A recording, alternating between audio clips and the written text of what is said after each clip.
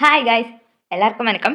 நான் தான் உங்கள் டிஎம்சி கைகள். இன்றைக்கி நம்ம சேனலில் என்ன பார்க்க போகிறோம் அப்படின்னா, ஐநமில் இது வரைக்கும் ஐரோப்பியர்கள் வருகைது அப்படிங்கிறதா ஃபுல்லாகவே முடிச்சிருப்போம். அதுக்கப்புறம் அறிவல் ஆஃப் பிரிட்டிஷ் அப்படிங்கிறது வந்து ஆங்கிலேயர்களை பற்றி தனியாக ஒரு செப்பரேட் வீடியோ போட்டிருப்போம் இல்லையா, அதை பார்த்தாலே புரிஞ்சிடும். அப்போ அறிவல் ஆஃப் பிரிட்டிஷில் பிரிட்டிஷ் அப்படிங்கிறதுல ஆங்கிலேயர்களுக்குள்ளதை பார்த்துருங்க. அதுக்கு அடுத்து அதன் தொடர்ச்சியாக ஆங்கிலேயர்களோட பொருளாதார கொள்கை அப்படிங்கிறது எப்படி இருந்துச்சு அந்த காலத்தில் அப்படிங்கிறத பார்க்க போகிறோம். இவங்க நம்ம நாட்டில் என்னெல்லாம் பண்ணாங்க அப்படிங்கிறதான், பொருளாதார கொள்கை வந்து எப்படி இருந்துச்சு அப்படிங்கிறதா பார்க்க போகிறோம். ஓகேங்களா, வாங்க பார்க்கலாம்.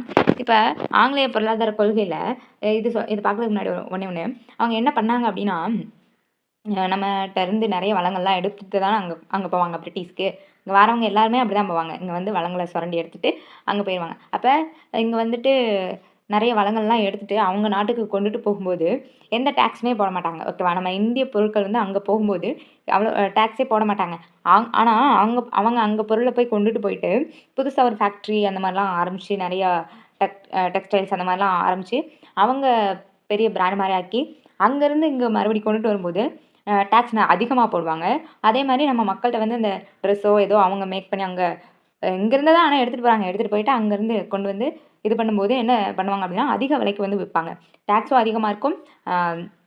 என்னது விற்பனை செய்யும்போது அதோட பணமும் வந்து அதிகமாக இருக்கும், அதோட விலையும் வந்து அதிகமாக இருக்கும். அந்த மாதிரி பண்ணுவாங்க.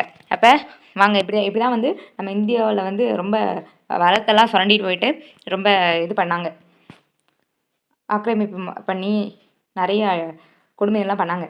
ஓகேவா, இப்போ அடுத்து பார்க்கலாம் வாங்க. பொருளாதார கொள்கையில் ஃபஸ்ட்டு 1965 ராபர்ட் கிளைவ் அப்படிங்கிறவர் வந்து வங்காளம், பீகார், ஒடிஷா அந்த பகுதியில் வந்து வரி வசூலிக்கிற உரிமையை வந்து பெற்றார். அதுக்கப்புறம் ஓராண்டுக்கு வந்து நில வருவாய் திட்டம் அப்படிங்கிறத வந்து அறிவிச்சார், நடைமுறை கொண்டு வந்தார். அதாவது ராபர்ட் கிளைவ் அப்படிங்கிறத ஃபஸ்ட்டு பார்த்துப்போம் இல்லையா, வங்காளத்துக்கு அவர் தான் ஃபஸ்ட்டு கவர்னராக வந்திருப்பார். குவாலிட்டியில் ஃபஸ்ட் கிளாஸ் பார்த்துப்போம் இல்லையா, அதில் பார்த்துப்போம். அப்போ அவர் தான் வந்திருப்பார். அவர் என்ன பண்ணார் அப்படின்னா, வங்காளம், பீகார், ஒடிஷா இந்த பகுதி இருக்குல்ல, அந்த பகுதியில் வரி வசூலிக்கிற உரிமையை வந்து இவர் பெற்றார். அப்போ இவர் பெறும்போது வரி வசூலிச்சுட்டு இருக்காங்க. அதுக்கப்புறம் இவர் என்ன பண்ணுறாரு, ஓராண்டுக்கு வந்து நில வருவாய் திட்டம் அப்படிங்கிறத நடைமுறைப்படுத்துகிறாரு. ஒரு வருஷத்துக்கு அந்த நில வருவாய் வந்து இங்கே இவ்வளோ கொடுக்கணும் அப்படிங்கிற மாதிரி நடைமுறைப்படுத்துகிறாரு. ஓகேவா, 1765. அதுக்கப்புறம் வாரன் ஹேஸ்டிங்ஸ் அப்படிங்கிற ஒரு தலைமை ஆளுநர் அவர் பதவியேற்றதுக்கப்புறம் 5 ஆண்டுகள் நில வருவாய் திட்டமாக மாற்றாரு. இப்போ வாரன் ஹேஸ்டிங்ஸ் வராரு. இதுக்கப்புறம் யார், ராபர்ட் கிளைவ்க்கு அப்புறம் வாரன் ஹேஸ்டிங்ஸ் வருவார். வந்ததுக்கப்புறம் அது ஓராண்டாக இருந்துச்சா, அதை 5 ஆண்டுகளாக மாற்றுறாரு. மாற்றிட்டு அப்புறம் மறுபடியும் ஓராண்டாக மாற்றிட்டாரு. திரும்ப ஓராண்டுக்கு திட்டமாக வந்து மாற்றிட்டாரு. 5 ஆண்டுகளாக மாற்றிட்டு திரும்பவும் ஓராண்டு திட்டமாக வந்து மாற்றுறாரு. ஓகேவா, ஓராண்டு நில வருவாய் திட்டம் அப்படின்னு மாற்றுறாரு. அடுத்து காரன்வாலிஸ் பிரபு வராரு. இவர் என்ன பண்ணுறாரு அப்படின்னா, இவர் ஆளுநராக வந்த பிறகு 10 ஆண்டு நில வருவாய் திட்டம் அப்படின்னு சொல்லி மாற்றுறாரு. காரன்வாலிஸ் வந்து என்ன பண்ணுறாரு, 10 ஆண்டு நில வருவாயாக மாற்றுறாரு. எப்போ, 1793 வந்து மாற்றாரு. ஓகேவா, இந்த திட்டத்தை தான் என்ன சொல்கிறாங்க அப்படின்னா, இந்த 10 ஆண்டுக்கு காரன்வாலிஸ் பிரபு வந்து மாற்றுறதுக்கப்புறம் இந்த திட்டத்தை என்ன சொல்கிறாங்க அப்படின்னா, நிலையான நில வருவாய் திட்டம் அப்படின்னு சொல்கிறாங்க. என்னமா, நிலையான நில வருவாய் திட்டம் அப்படின்னு அழைக்கிறாங்க. அப்போ ஃபஸ்ட்டு யார் வரா, ராபர்ட் கிளைவ் வராரு. ராபர்ட் கிளைவ் வந்து என்ன சொல்கிறாரு, நில வருவாய் வரி வசூலிக்கு உரிமையை ஃபஸ்ட்டு பெறாரு. அதுக்கப்புறம் ஓராண்டு நில வருவாய் திட்டமாக நடைமுறைப்படுத்துகிறாரு. எப்போ, 1765. அதுக்கப்புறம் வந்து வாரன் ஹேஸ்டிங்ஸ் அவர் என்ன பண்ணுறாரு, 5 ஆண்டுகள் வந்து நில வருவாய் திட்டம்னு சொல்லி கொண்டு வந்துட்டு திரும்பவும் மறுபடியும் என்ன பண்ணுறாரு, ஓராண்டு திட்டமாக மாற்றிட்டாரு. அப்புறம் காரன்வாலிஸ் வந்து என்ன பண்ணுறாரு, 10 ஆண்டு திட்டமாக வந்து கொண்டு வர்றாரு. காரன்வாலிஸ் வந்து 10 ஆண்டு திட்டமாக கொண்டு வர்றாரு 1993. இதை தான் என்ன சொல்கிறாங்க, நிலையான நில வருவாய் திட்டம் அப்படின்னு சொல்லி அழைக்கிறாங்க. அப்போ நிலையான நில வருவாய் திட்டத்தை யார் கொண்டு வந்தான்னு கேட்டு காரன்வாலிஸ் பிரபுன்னு சொல்லணும். எந்த இயர்னா, 1993. ஓகேவா, அடுத்து ஆங்கில ஆட்சியோட கீழ்நில வருவாய் திட்டங்கள் எப்படி இருந்துச்சு அப்படிங்கிறத பார்க்கலாம். அதாவது எப்படி வரியெல்லாம் வசூலிச்சாங்க அப்படிங்கிறதான். அதான் நில வருவாய் திட்டங்கள் வந்து எந்த மாதிரி இருந்துச்சு அப்படிங்கிறத பார்க்க போகிறோம். ஓகேவா, இப்போ நிலையான நில வருவாய் திட்டம் அப்படின்னா, அல்லது ஜமீன்தாரி முறை அப்படின்னு சொல்கிறாங்க. இப்போ காரன்வாலிஸ் கொண்டு வந்தார் இல்லையா, நிலையான நில வருவாய் திட்டம் 10 வருஷத்துக்கு, அதை எப்படி சொல்கிறாங்க, ஜமீன்தாரி முறை அப்படின்னு சொல்லுவாங்க. ஜமீன்தாரி முறை, ரைத்வாரி முறை அப்படிங்கிறது, மகள்வாரி முறை அப்படிங்கிறது படிச்சிருந்தா தெரிஞ்சிருக்கும். அதுதான் இது. அந்த 3 தான் பார்க்குறோம். இப்போ நிலையான நில வருவாய் திட்டம் அப்படின்னா 10 ஆண்டு கொண்டு வந்து யார் கொண்டு வந்தா அப்படிங்கிறத விட பாருங்க. இப்போ அதுக்கப்புறம் ஃபுல்லாக ப்ரீஃபாக பார்க்கலாம். இப்போ காரன்வாலிஸ் பிரபு வந்து கொண்டு வந்தார் நிலையான நில வருவாய் திட்டம் அல்லது ஜமீன்தாரி முறை அப்படின்னு சொல்கிறாங்க. ஓகேங்களா, அடுத்து ரயத்வாரி முறையை கொண்டு வந்தவர் வந்து தாமஸ் மன்றோ. தாமஸ் மன்றோ அப்படிங்கிறவர் என்ன பண்ணாருன்னா ரயத்வாரி முறை அப்படிங்கிறத கொண்டு வந்திருப்பாரு. கார்ன்வாலிஸ் வந்து ஜமீன்தாரி முறையை கொண்டு வந்தவர். ரயத்வாரி முறையை கொண்டு வந்தவர் யாருன்னு கேட்டால் தாமஸ் மன்றோ. அடுத்து மகள்வாரி முறையை கொண்டு வந்தவர் வந்து வில்லியம் பெண்டிங் பிரபு. மகள்வாரி முறையை கொண்டு வந்தவர் யார்? வில்லியம் பெண்டிங் பிரபு. ஓகேவா? இது யார் யார் கொண்டு வந்தான்னு ஃபஸ்ட்டு தெரிஞ்சுக்கணும். ஓகேவா? இப்போ பாருங்கள், ஜமீன்தாரி திட்டம் அப்படிங்கிறது எப்போ கொண்டு வராங்க? 1793. அதனால் பார்த்தோம் நிலையான நில வருவாய் திட்டம் அப்படின்னு சொல்லி கார்ன்வாலிஸ் பிரபு கொண்டு வந்துப்பாரா? ஓகே. இந்தியாவோட மொத்த நிலப்பரப்பில் 19% வந்து இது நடைமுறைப்படுத்தப்பட்டுச்சு. இந்தியாவில் மொத்த நிலப்பரப்பில் பாருங்கள் 19% வந்து ஃபுல் நடைமுறைப்படுத்தப்பட்டிருக்கு. ஓகேவா? 1793 கொண்டு வரப்பட்ட ஜமீன்தாரி திட்டம் அப்படிங்கிறது நடைமுறைப்படுத்தப்பட்டிருக்கு. இது எப்படி நடந்துச்சு அப்படின்னு பார்க்கலாம். ஜமீன்தாரி திட்டம் அப்படிங்கிறது எப்படி நடைமுறைப்படுத்தப்பட்டுச்சு அப்படின்னா, இந்த ஜமீன்தாரி திட்டத்து வேறு பெயர்கள் என்ன அப்படின்னா ஜமீன்தாரி, ஜாகீர்தாரி, மல்குஜாரி, பிஸ்வேதாரி அப்படின்னு சொல்லி அழைப்பாங்க. ஜமீன்தாரி திட்டத்துக்கு ஜமீன்தாரின்னு சொல்கிறாங்க, ஜாகீர்தாரின்னு சொல்கிறாங்க, மல்குஜாரி, பிஸ்வேதாரி அப்படின்னு சொல்லி பெயர்கள் இருக்குது. ஓகேவா? இது எந்தெந்த பகுதியில் வந்து இதாச்சு அப்படின்னா நடைமுறையில் இருந்துச்சு அப்படின்னா பெங்கால், பீகார், ஒடிஷா, உத்தரப்பிரதேஷ், அப்புறம் வடக்கு கர்நாடகம் வந்து சொல்கிறாங்க. வடக்கு கர்நாடகா. ஓகேவா? வடக்கு கர்நாடகா. ஓகேவா? அங்கே வந்து நடைமுறைப்படுத்தப்பட்டுச்சு. பாருங்கள், 19% நிலப்பகுதியில் நம்ம இந்தியாவில் வந்து நடைமுறைப்படுத்தப்பட்டிருக்கு. இது எப்படி வரி வசூலிக்கப்பட்டுச்சு அப்படின்னா 11ல் 1 பங்கு வந்து ஜமீன்தாரர்கள்னு நியமிச்சிருப்பாங்க. அவங்க தான் வந்து வரி வசூலித்து ஆங்கிலேயர்கள்ட்ட, அதாவது இங்கிலாந்து பிரிட்டிஷ்காரங்கிட்ட வந்து கொடுப்பாங்க. இப்போ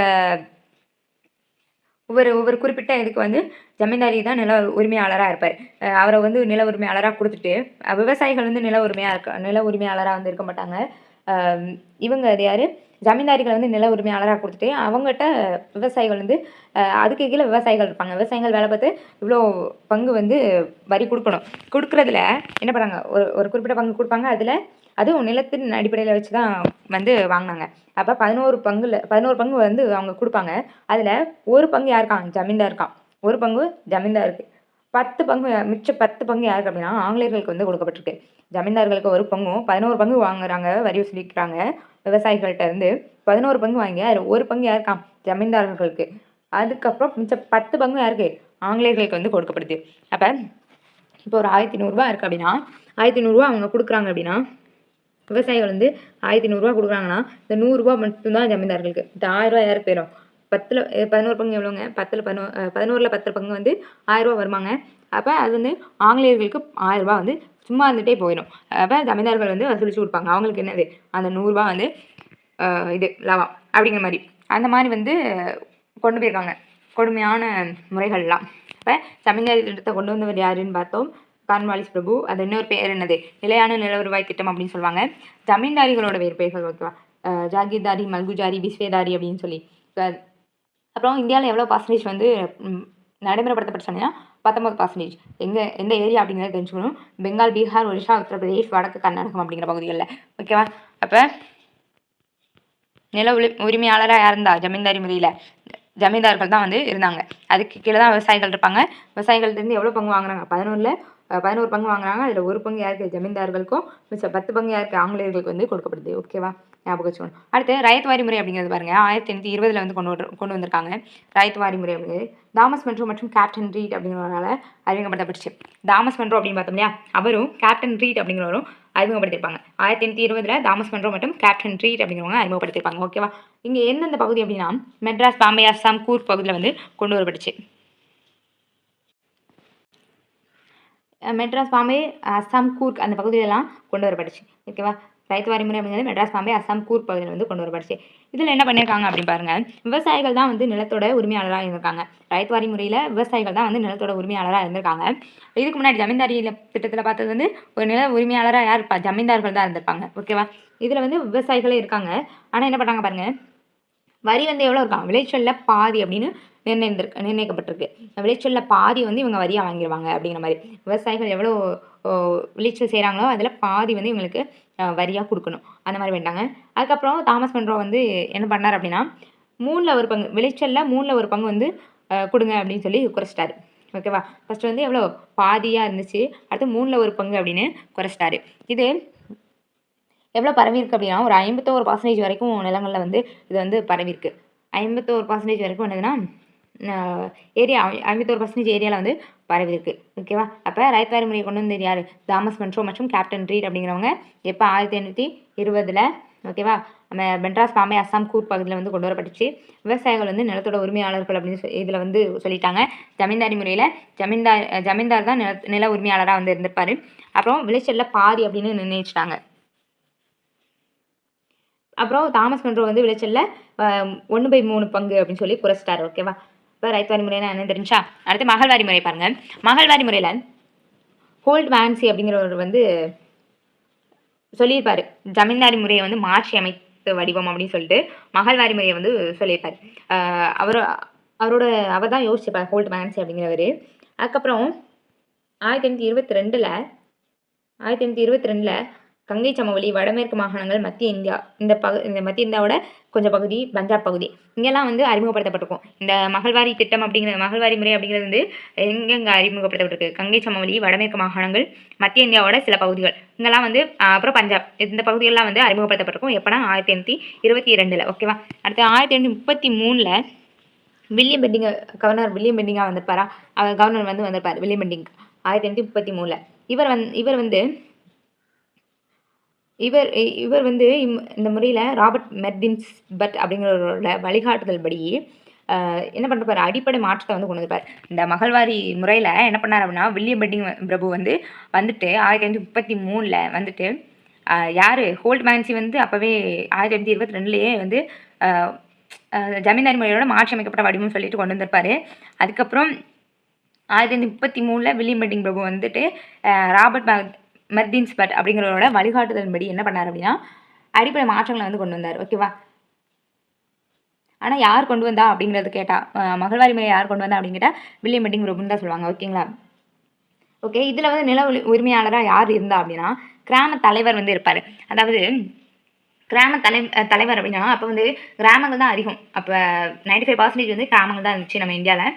அப்போ அங்கே கிராமங்களாக பிரிச்சுட்டு இருக்கும்போது அந்த கிராமத்தில் ஒரு தலைவராக உருவாக்கி ஒரு தலைவரை நிப்பாட்டிட்டு அவங்க தான் வந்து வரி வசூலித்து பிரிட்டிஷ்ட வந்து கொடுப்பாரு. அந்த மாதிரி வந்து நிர்ணயிச்சு வச்சிட்டாங்க. இதுக்கு முன்னாடி ஜமீன்தாரி முறையில் ஜமீன்தார்னு இருந்தால, அதுதாங்க எங்கள் கிராம தலைவர் அப்படின்னு சொல்லியிருக்காங்க. வேறு ஒன்றுமே இல்லை. ஓகேவா? அந்த மாதிரி கொண்டு வந்து அவர் தான் வந்து வரி வசூலித்து கொடுப்பாரு. அது மாதிரி தான் சொல்லியிருக்காங்க. ஓகேங்களா? இப்போ ஜமீன்தாரி முறை, ரைத்வாரி முறை, மகள்வாரி முறைன்னு என்னென்னு புரிஞ்சா? ஓகே. அப்புறம் இதுக்கப்புறம் என்ன பார்க்க போகிறோம் அப்படின்னா, ஆங்கிலேயர்களோட கல்வி மற்றும் சமூக கொள்கையை வந்து பார்க்கணும். கல்வியும் சமூக கொள்கையும் எப்படி இருந்துச்சு அப்படிங்கிறது. ஓகே, இந்த கல்வியை சமூக கொள்கையை முடிச்சிட்டோன்னா, ஆங்கிலேயர்கள் அரிவல் ஆஃப் பிரிட்டிஷ்லேருந்து பொருளாதாரம் எப்படி இருந்துச்சு, கல்வி சமூகம் எல்லாம் எப்படி இருந்துச்சுன்னு பார்த்துட்டோன்னா, அடுத்து வந்து நம்ம தேசிய மறுமலர்ச்சிக்குள்ளே வந்து போயிடலாம். ஓகேங்களா? ஓகே, ஆங்கிலேயரோட கல்வி மற்றும் சமூக கொள்கை அப்படிங்கிறது எப்படி இருக்குன்னு வாங்க பார்க்கலாம்.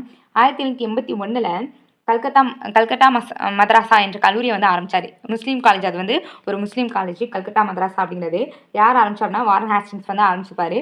இங்கே வந்து எந்த மொழி வந்து கற்றுக் கொடுத்தாங்க அப்படின்னா, அரபி மற்றும் பெர்சியா மொழி. ஓகேவா? அரபியும் பாரசீக மொழியும். ஓகேங்களா? கல்கத்தா மதராசா அப்படிங்கிற கல்லூரி எப்போ ஆரம்பித்தாங்க? 1781 வந்து ஸ்டார்ட் பண்ணாங்க. இது என்ன காலேஜ்? முஸ்லீம்ஸ்க்கான காலேஜ். ஓகேவா? இங்கே என்ன மொழி கற்றுக் கொடுத்துருக்காங்க? அரபியும் பாரசீக மொழியும். ஓகேவா? அடுத்து இது வந்து வாரன் ஹேஸ்டிங் வந்து அந்த காலேஜ் வந்து ஆரம்பிச்சிருக்காரு. அடுத்து 1791 பெனாரஸ் சமஸ்கிருத கல்லூரி அப்படின்னு உருவாக்கியிருக்காங்க. இது எங்கன்னா உத்தரப்பிரதேசில். அதாவது பெனாரஸ்னால் என்னது? வாரணாசி தான் சொல்கிறாங்க. ஓகே, பெனாரஸ்னால் என்னது? வாரணாசி. பெனாரஸ் சமஸ்கிருத கல்லூரின்னு சொல்லிட்டு 1791 வந்து உருவாக்கியிருக்காங்க. உத்தரப்பிரதேசில் வந்து இருக்குது. இதை ஆரம்பித்தவர் யாருன்னா, ஜொனாதன் டுன்கன் அப்படிங்கிறது. ஜொனாதன் டுன்கன் அப்படிங்கிறது தான் ஆரம்பித்தார்.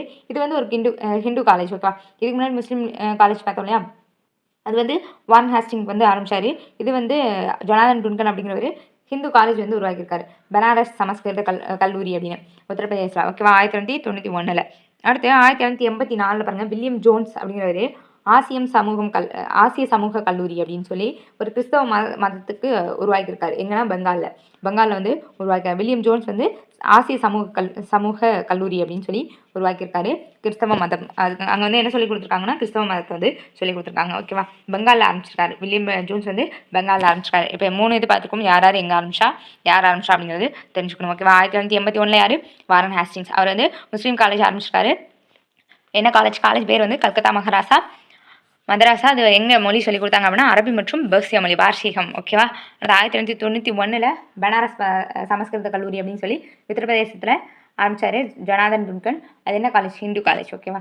அது 1784 வில்லியம் ஜோன்ஸ் அப்படிங்கிறது ஆசிய சமூக கல்லூரி அப்படிங்கிறத ஆரம்பித்தார். பெங்காலில் ஆரம்பித்தார். ஓகேவா. எங்கே ஆரம்பித்தாருன்னா பெங்காலில் ஆரம்பித்தார். என்ன மதம்? அது வந்து கிறிஸ்தவ மதத்துக்காக. ஓகேவா. ஓகே. அடுத்து இது இப்படி ஆரம்பிச்சிட்டாங்க.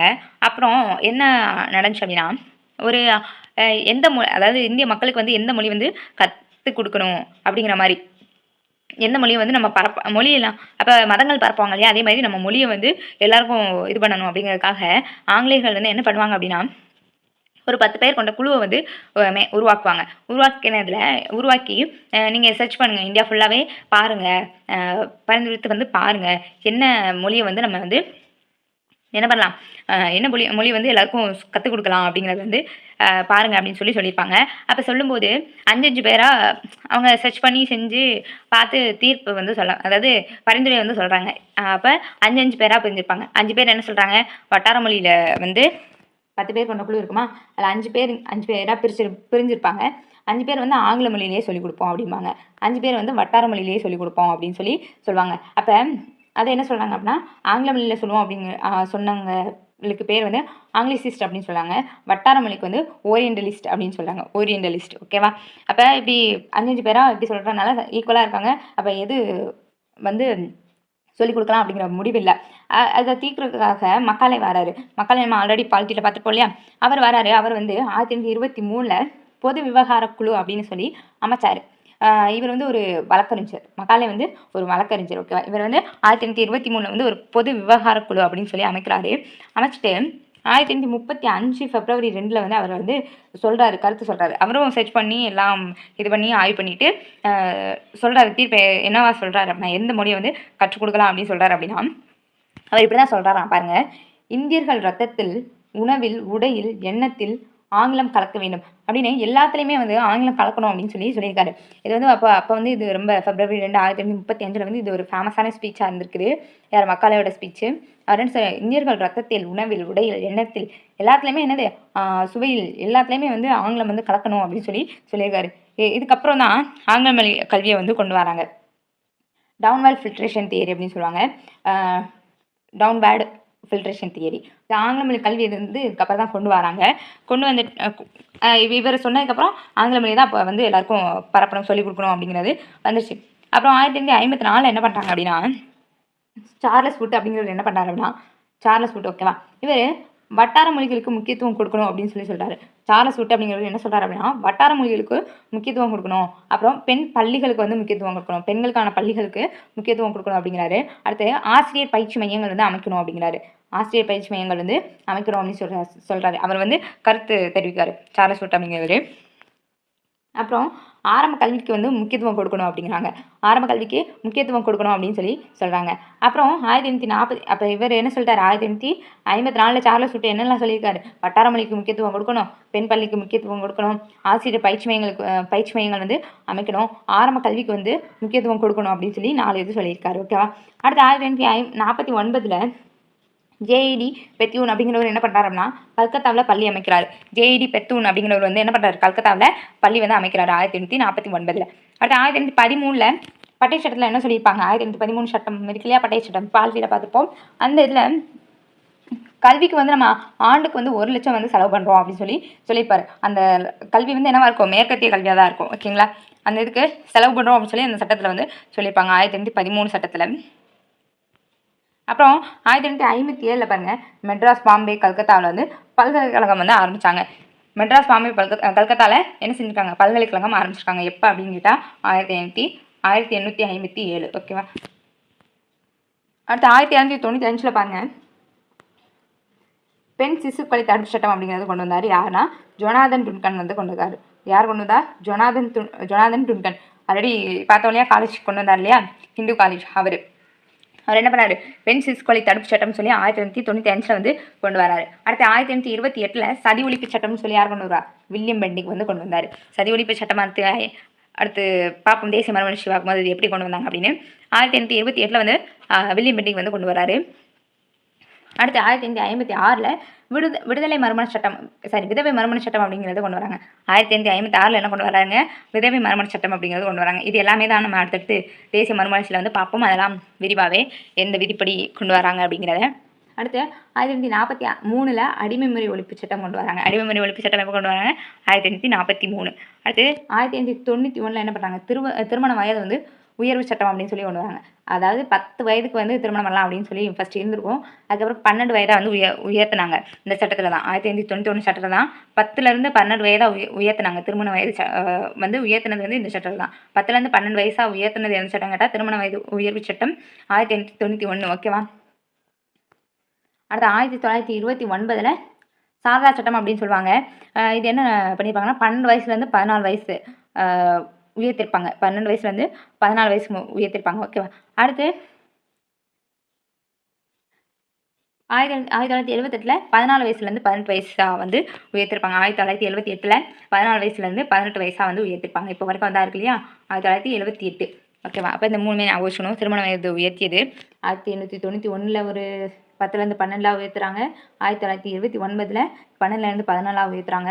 1978 14லேருந்து 18 வயசாக உயர்த்துறாங்க. ஓகே, நம்ம அப்போ இதில் என்ன பார்த்துருக்கோம்? ஒரு சமூக மற்றும் கல்வி மற்றும் சமூக கொள்கையை பார்த்துருக்கோம். பொருளாதார கொள்கை வந்து ஆங்கிலேயர்கள் இதில் வந்து எப்படி இருந்துச்சு அப்படிங்கிறத நம்ம பார்த்தாச்சு. ஓகேவா? நிலவரவாய் திட்டங்களும் பார்த்துரும். எப்படி நிலவரவாயை வந்து எப்படி வசூலிச்சாங்க செஞ்சாங்க. ஜமீன்தாரி முறை, ரயத்வாரி முறை, மகள்வாரி முறை இது எல்லாமே பார்த்துட்டோம். ஓகே, இதுக்கப்புறம் வந்து நம்ம டேரெக்டாக தேசிய மறுமலர்ச்சிக்குள்ளே போயிடலாம். ராஜா ராம்மோகன் ராய் அப்படின்னு சொல்லிட்டு எப்படிலாம் இருந்துச்சு அப்படிங்கிறது பார்த்துடலாம். ஓகேவா? இப்போ இது வரைக்கும் பார்க்காத வீடியோஸ்லாம் போய் பார்த்துருங்க. இதுக்கடுத்து தொடர்ந்து வாட்ச் பண்ணுங்கள். ஸோ வீடியோ பிடிச்சிருந்தா லைக் பண்ணுங்கள், ஷேர் பண்ணுங்கள், மறக்காமல் சப்ஸ்கிரைப் பண்ணிக்கோங்க. தேங்க்ஸ் ஃபார் வாட்சிங். பை.